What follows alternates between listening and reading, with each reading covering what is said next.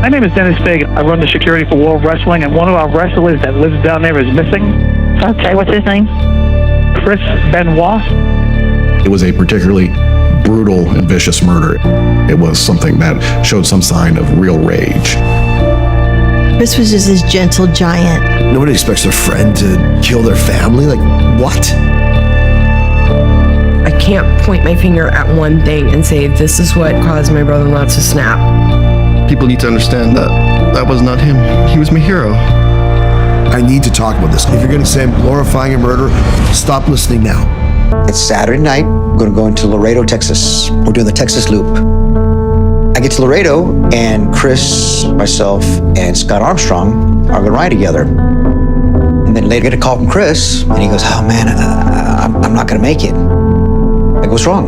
He goes, "Daniel and Nancy have food poisoning, and I'm just trying to take care of them." And I'm like, "Oh man, are you good? You all right?" And he's like, "Yeah, I'm okay. I said, "Well, tomorrow we're in Houston for the pay-per-view." So he goes, okay, great. I say, "Okay, man." And he goes, Chavo.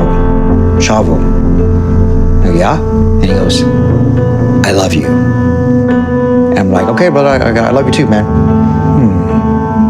That was weird. And I go, "Are you okay?" He's like, "Yeah, I'm okay, man. I'm just really tired." And I said, "Okay, man. Okay, well, you can call me if you need to get any problem." "Okay, I will." So then, that's it.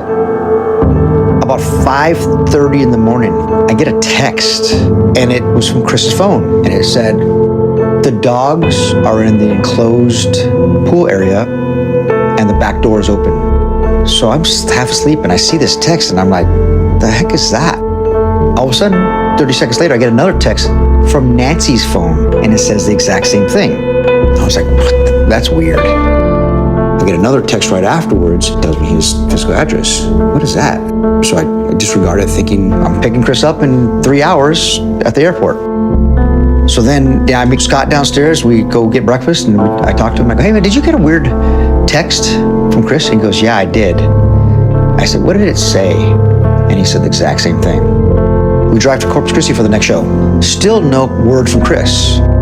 So the head of talent relations, Johnny Ace, asked me, "Hey, Chavo, have you heard from Chris?" And I said, "No." I said, "But look, Johnny," and I bring up my phone and I show him. "These are the texts that I got from Chris yesterday."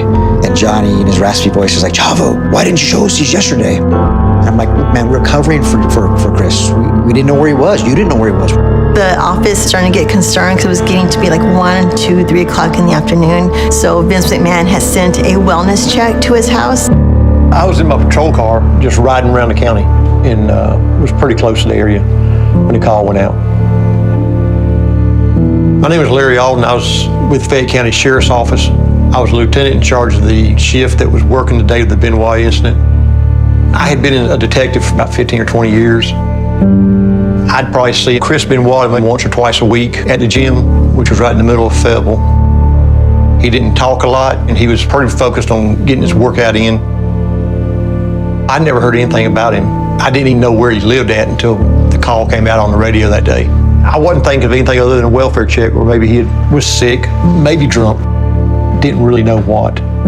I pulled up on scene about the time the neighbor was walking over, and I walked up to them, and I asked if she had seen Mr. Benoit or anybody. And she said, "It's been 3 or 4 days since I've seen anybody over there." There was 2 large canines in the yard. If I remember correctly, they were German Shepherds. We asked her if there was any place she could put the dogs at so we could go up there and do the welfare check. And she said, "Oh yeah, me and the dogs get along great. I feed them whenever they're out of town." And she jumped the fence, dogs right there with her. She walked them in there and never had to take hold to them. It was taking a little longer than I thought it should take, but then she came running out the door screaming that Daniel's dead, Daniel's dead. I went from just being a regular welfare check, okay, we got something more serious here. So this van calls a meeting at the ring. Dean Malenko's sitting next to me. I just had this really bad feeling. Dean's like, "There's something wrong. Something is not right." That's when Vince McMahon stands up in the ring and says, "We've just got word that Chris Benoit, Nancy, and Daniel have all passed away." And the gasps, of course, around the ring. I remember Vicky, because she just let out this hurling scream. I freaked out and I started crying, and Dean kind of stood up and he grabbed my hand and he took me off to the back. So then Vince is backstage and I walk up to Vince and I said, what happened? What happened? And I'm a little frantic. And he says, they're gone. I said, what do you mean they're gone? And he hugs me super tight.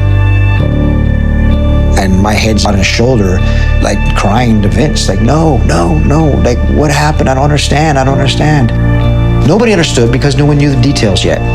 That's when all of this, all of these details start coming out about it's not just him that's dead, it's Nancy, and then Daniel's dead as well. And then that's when it just started getting out of control.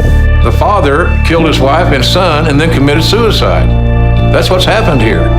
You didn't want to believe it. Can't believe it. Can't be true. But it was.